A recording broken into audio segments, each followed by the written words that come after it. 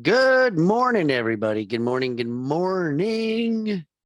Guess what time it is? It is. Hold on a second. Where's my live stream? I always have this problem. It is Figured Out Friday. I love Figured Out Friday because we get to hear another person's story. Last week, we had Buster Douglas.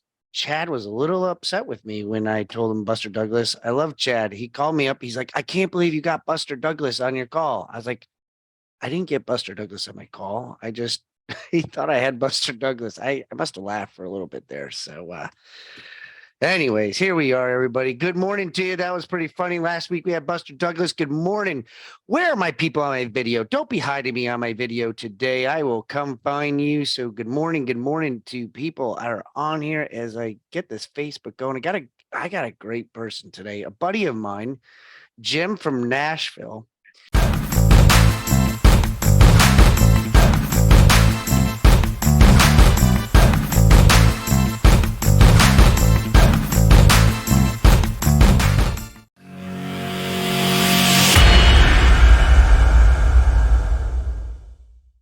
So, good morning to everybody. My name is Brock Zevan. I'm a life coach, business coach, real estate agent, and a dad.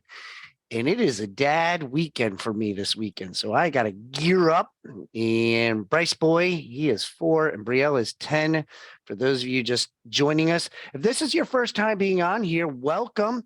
We got Marsha here, Courtney, D. What's up, D? Greg, Lori, Maritza. Guys, tell us where you're from. Throw it in the chat for us.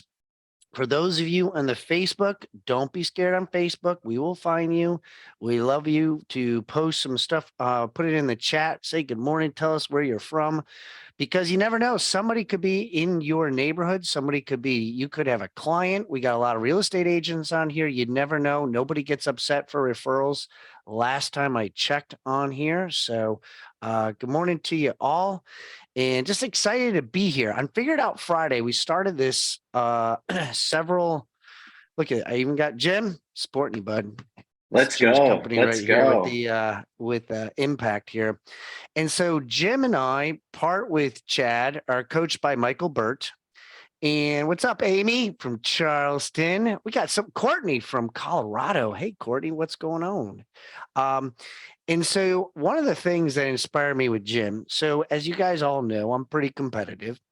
And how Jim and I met, literally, we were at the event in Nashville. First time being at the event, I shared with you guys part of my story of what that looked like. I was a little scared out of my mind. I spent like $10,000 to be at this thing. I was like, what am I doing?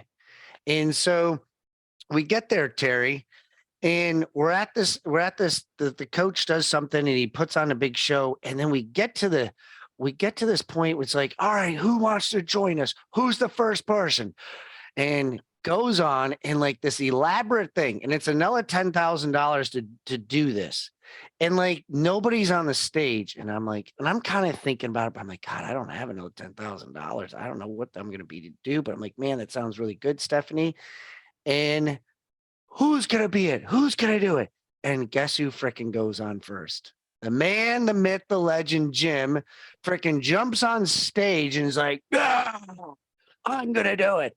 I'm like, who the hell's this guy? Like, who does this think he is that he's gonna go on stage and like do this? And so now he's like, the coach is trying to bring more people on, and now my competitive juices are really flowing. So I'm like, man, who's this guy I think he is? And of course, you know me, guys. I go on stage. And literally, that's how Jim and I met, was through that interaction.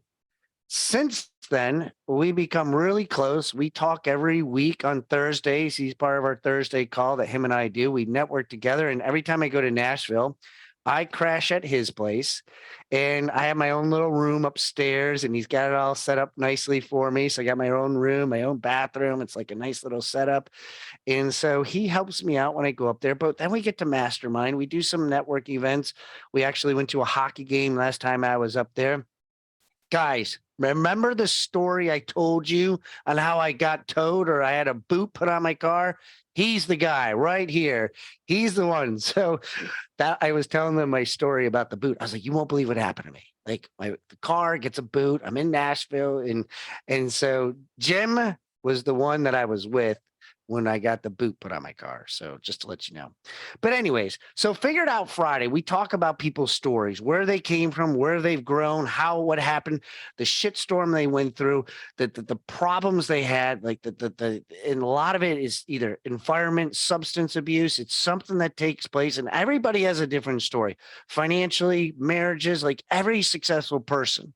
And what I love is they come to us and they share their story and they allow us to be able to dig into them. And I say to them, you can be as vulnerable as you want.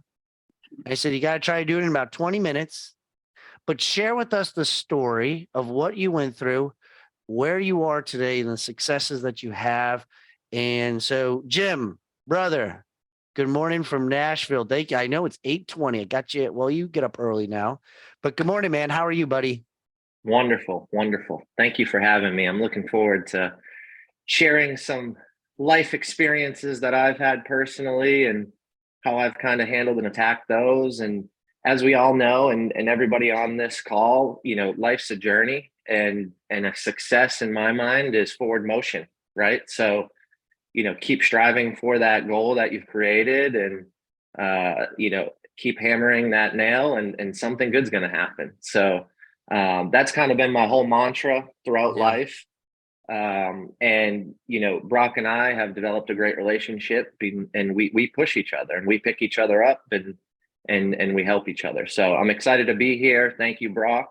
I really appreciate the opportunity to kind of go over my struggles in life and my story, and I hope that it helps someone on this call today. And I'm always looking forward to networking. So Brock will get some information in the chat about how you can contact me. I love people. I love relationships. When Brock was in town, 2 weeks ago, I purposely was very strategic about bringing him into my circle, having a dinner party at my house and networking. So part of today, one of the reasons why I was so excited is because I get to meet all of you and hopefully build a connection and build a relationship and see how we can benefit each other in the future as we continue to go throughout life. We continue to battle certain struggles. And, at the end of the day, we're all in this thing together, and we all probably have gone through similar struggles. So I'll dive into kind of my history. Originally from Boston, Massachusetts, grew up in Boston, struggled through life early on. My parents were addicted to OxyContin. I found out about both of them being addicted to OxyContin through my best friend. He was in a vehicle where one of his older brother's friends sold them OxyContin. So at 14 years old, I knew that my parents were fully blown addicted to OxyContin without them knowing I knew. So as a young kid, 14, 15, trying to figure out life, going through struggles, I had every odd against me. No one went to college in my family. I've got two older brothers. They're doing great, but they've separated themselves from our family as they grew up and got older, right? So I'm the youngest. So I had to deal with a lot of that stress. And one of the things, and one of the things that I've created throughout life is radiating positivity in a negative world. It's kind of one of my concepts I speak on a little bit, and I try to radiate positivity throughout everything I do, right? We get knocked down. We don't pick certain circumstances, certain things happen to us, right? You can't just pick and choose how your life unfolds.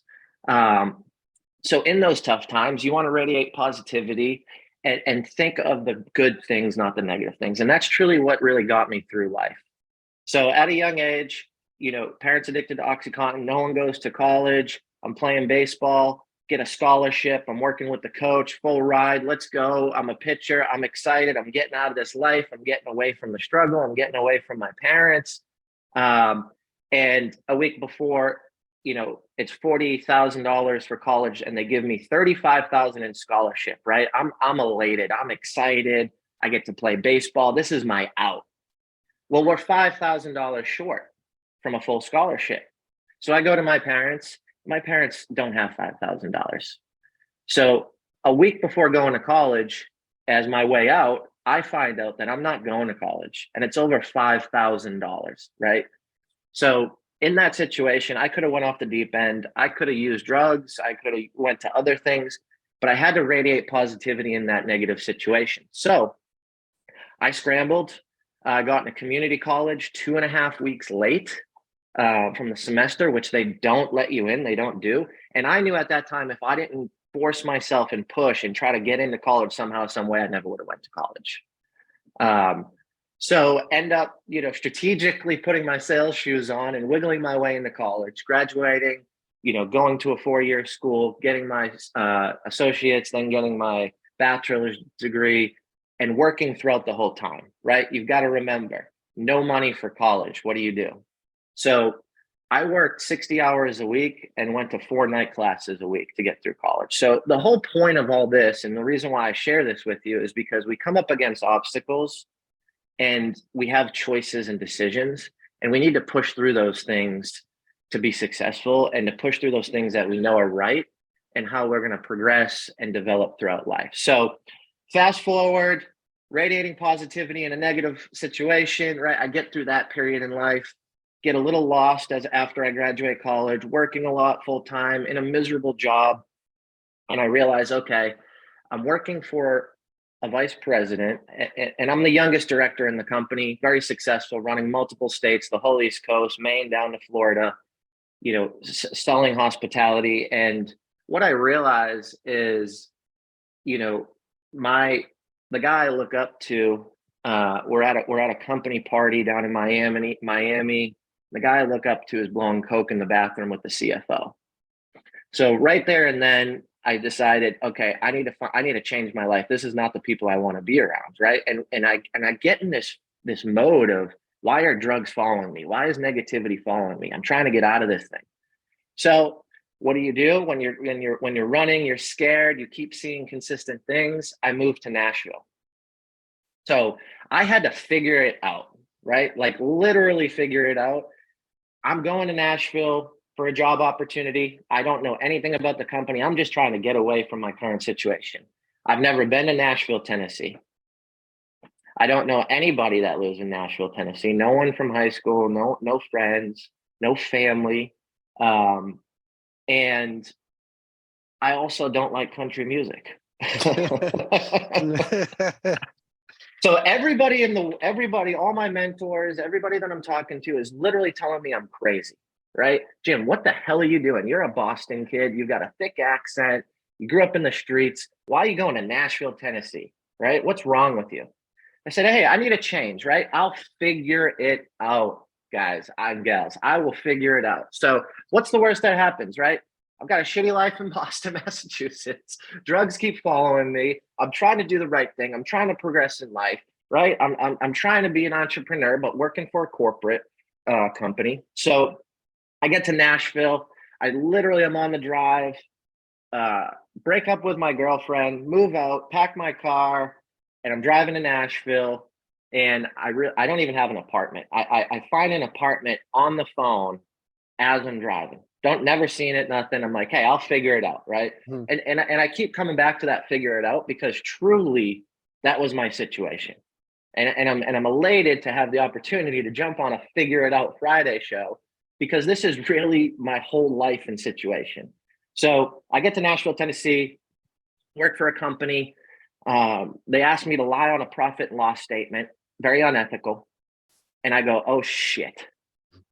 Here we are again, another roadblock in my life, and I know no one. I have no connections. I have no leverage. I have no family, and I'm working for an unethical company. So the next day I decide I need to start my own company. I don't know what I'm going to do. I'm going to figure it out. So at that point, I'm working for this corporate company. They're unethical.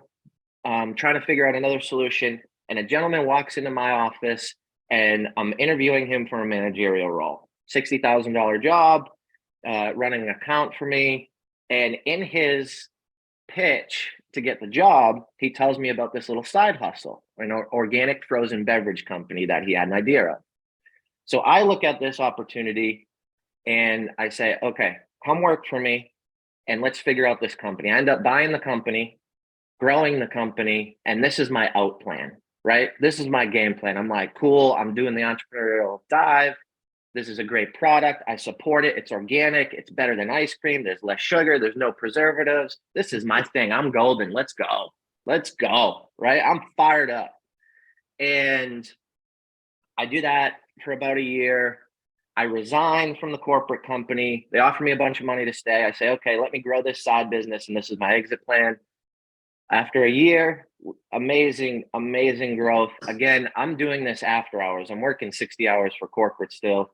We do about 815,000 in revenue, and we're moving into year one. I quit my corporate job. I get my real estate license as a backup plan. And I'm looking at this company. I'm doing vision boards. I'm drawing myself on Forbes magazine, right? Like entrepreneur of the year, helping people, organic beverages, no preservatives, right? A week later, after I quit my corporate job, making $165,000 a year, COVID hits. I just made the jump. I've got the successful business, and COVID hits. And here I am once again, ladies and gentlemen, trying to figure it out, right? So in that situation, we start chatting partnership. I'm trying to buy the company from him. He's scared of COVID. He won't let me. I'm trying to figure it out. I end up selling him the company through very, very creative financing. God bless that gentleman. He paid me every dollar to this day for that business, which I never thought would happen. But everything worked out, and I started doing real estate. So in COVID, you can't really do much for real estate, especially being new. You can't meet people, can't do open houses. So throughout this process, I say, okay, how do I bring the community together? As an entrepreneur, I need to meet more people. So I create impact social events. I create an event company because all the networking events sucked in Nashville and no one was doing it during COVID, and I needed it most. But I also know that every other entrepreneur and every other salesperson who thinks that their career is at the end because we're in COVID and they can't meet people and can't grow and can't sell needs this as well. So I start this company. It ends up growing. I've owned it since 2020. We're throwing a massive conference, 500 people at the end of the year here in Nashville, Tennessee. We've got great speakers. We're going to get Brock on stage as well. We've got some celebrities, Tim Story, Coach Michael Burt, Cody Askins lined up.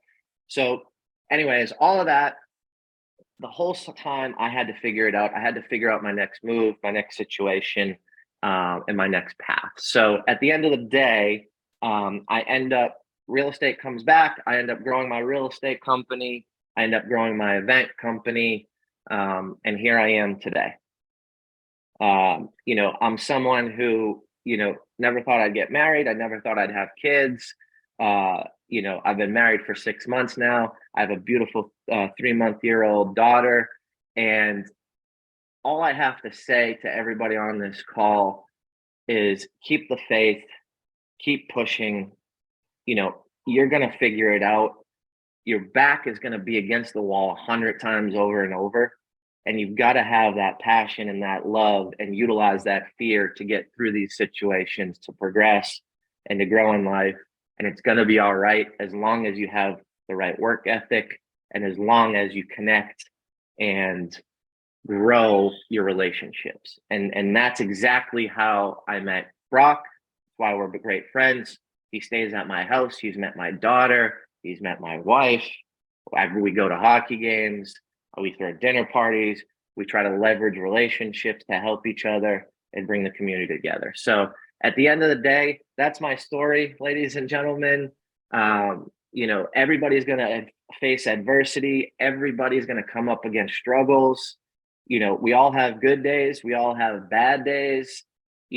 Mark and I were talking last week. I lost $10,000. My Facebook got hacked. They ran up ads on my credit card. I lost another deal in real estate, right? Like these things happen. And what do we have to do? We have to figure it out. We have to radiate positivity, and we've got to keep pushing and keep trying to grow throughout this process. And at the end of the day, and Coach Burt says this, and I know Brock says this, but everything goes back to zero at midnight. And we've got to wake up with the right mindset and the right motivation and figure it out every single day in order to grow and be successful in life. So that's my story. I'm thankful that I had the opportunity to share it with y'all, and No, would man. love to answer questions and talk through anything I can. Well, first and foremost, I want to thank you. I mean, for those of you who listen and like, you know, give some embrace, give some love, give some hearts, give some emotion to it. Because when I ask people, and I said, listen, I mean, Jim knows, I said, be as vulnerable as you want for what you can control. Because when you go back into time, okay, Greg's been on here, Chad's been on here, Christian, like several of you have been on here. I mean, James Sharp, like many of you, I hear your stories. Like I get emotional when I say my story because there's pain attached to it. There's something that is attached to it that at any given point you can go off the deep end and go into emotional town that triggers something to be like, oh my God, I can't believe that's right. I did that. I didn't even think about that. And then let alone you're saying it to people you don't even know and saying it to people that are like online and Facebook and everything else. And so I appreciate everybody's love and hearts and everything else. But here's the thing I get from Jim. Oh, Christian asked this. Why did you decide to get out of the beverage business on Facebook? Why did you get out of the beverage business, Jim? So during COVID, we were selling the equipment to restaurants, and then we would sell the organic solution to make it frozen. You can mix it with alcohol. You can drink it regularly. It's organic with fruit in it. And what I realized was I could not emotionally handle the up and down of government control based on restaurants being open and closed. And I just couldn't handle it. It was too much. One week I could sell my product, one week I couldn't. One week I could have an event, one week no one could have an event, you know? So there was just such a roller coaster in order to be able just to live in a free state of selling my product. You know, restaurants were closed. So Mhm. that was the main reason. I didn't have faith in the local government opening restaurants in time for me to continue to make the business profitable. And I didn't know how long COVID was gonna be around. Mhm. Yeah, It was a COVID very was a profitable bit. It was a very profitable business. And if I didn't sign a non-compete to never enter that industry again, I'd already have another company doing the same exact thing. hmm. I find it fascinating as we grow through life. And for those that are on the call here this morning and those that watch the recording, I counted, I think, 6 or 7 obstacles, challenges, some of extreme magnitude. I don't want to know what it's like when you find out about your parents. I mean, starting off at that point at 14, 15 years old with your parents on drugs, like that's a huge impact of what happens in your life. But the thing that I hear many, many, many times, everybody, when I listen to people's story, like we don't we hear the emotion, but at the time period, I mean, of continuing to move forward, continuing to be like, oh shit, okay, this happened. Now what? I got to figure this out. All right, now let me think about this. I mean, you probably did it 6 or 7 times within a 10-year span of like huge events. Would you agree, Jim?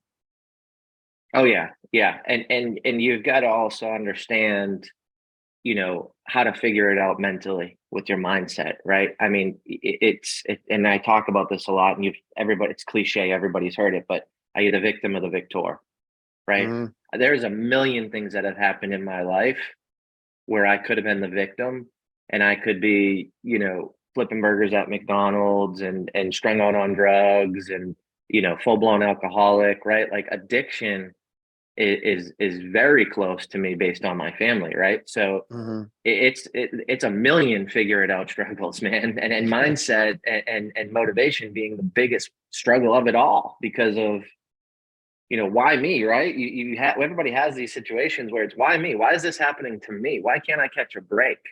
And you've Mm-hmm. got to radiate positivity to put that back in the world, you know, and receive that energy back. So And I don't think you care that I share this, but you've made some impactful health decisions recently since I've met you with you don't drink anymore.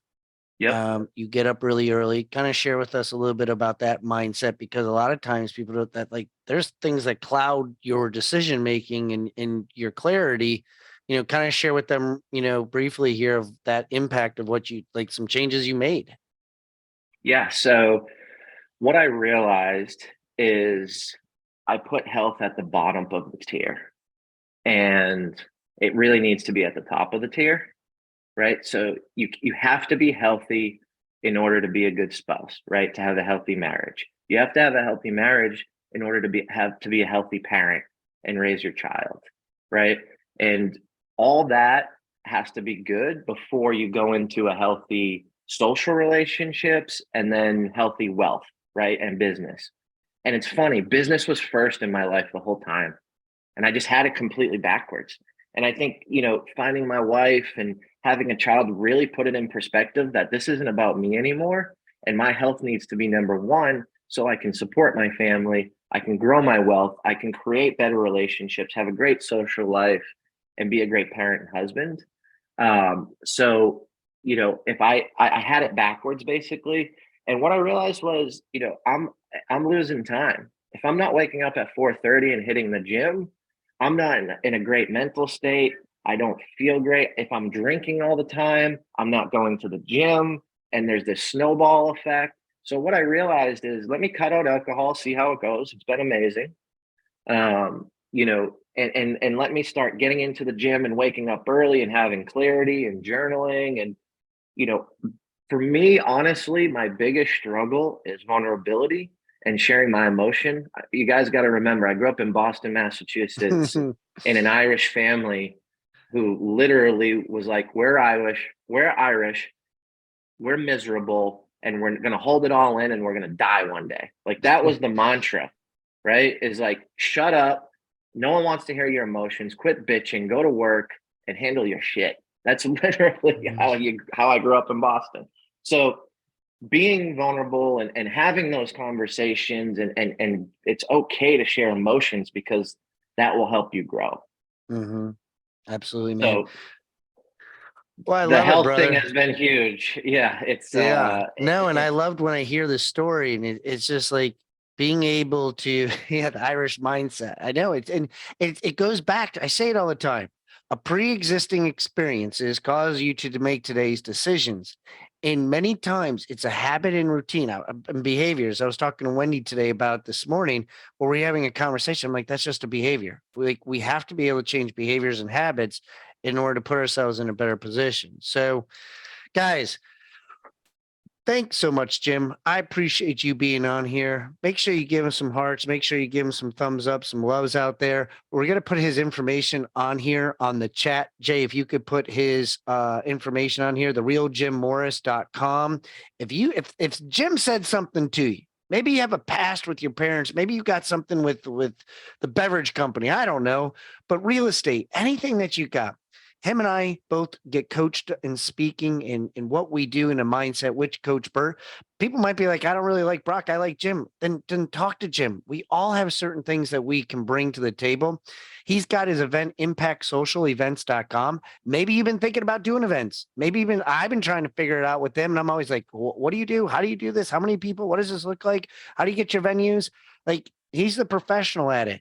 So take a look at his website, so impactsocialevents.com, therealjimmorris.com, and reach out to him. Facebook world, thank you so much. If you're watching the recording, thank you so much.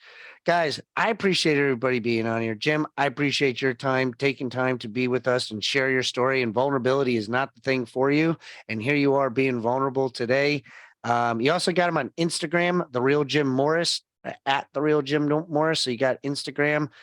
Feel free to connect with him. We'll make sure that if you need any more of his information, we'll get it out to you. Jim, I appreciate you, man. Give the little one a little bit of a hug. Tell your wife I said hello. Thank you all. Thank you, Terry, Amy, Christian, Claudia, all those that are on here. I can't see everybody's names, but God bless you all. Thank you so much, Jim. Thank you. We'll be back Monday at 8:15. Yours truly will be leading the show on Monday at 8:15 Eastern Time, 7:15 Central Time. God bless you all. Have a phenomenal weekend, and we'll see you guys later. Bye, all.